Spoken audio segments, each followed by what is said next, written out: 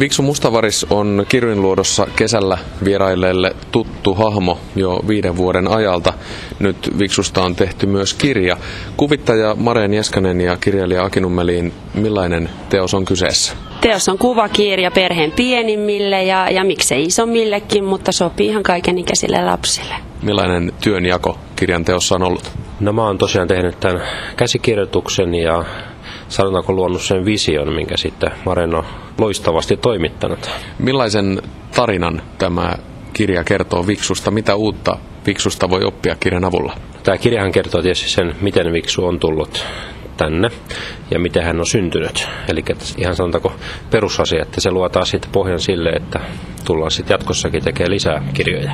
Miten pitkään kirja on ollut tekeillä? Kauanko tarinan ja kuvituksen hiominen ottivat aikaa ennen julkaisua? Vuonna 2008 tehtiin sitten käsikirjoitus ja sitten tosiaan neuvoteltiin pitkään tämän Poriseudun matkailu Oy Maisan kanssa ja sitten päästiin niin kuin lopulliseen versioon ja sen jälkeen sitten Maren toteutti sen ja hän voi varmaan kertoa, että miten iso operaatio se oli, koska se oli iso operaatio.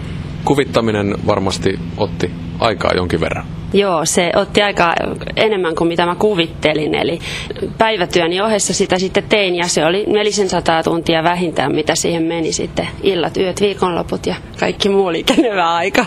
Tuliko brändin omistajalta eli Poriseudun matkailu Oy Maisalta paljon toivomuksia sisällön suhteen? No kyllä se alkuperäinen käsikirjoitusversio oli aika lailla se, että mikä nyt on tuolla, mutta siellä oli sitten joitain semmoisia sanotaanko pehmennyksiä, koska tämä on Viksu on sanotaanko aika lailla selkeästi alle kouluikäisillä suunnattu.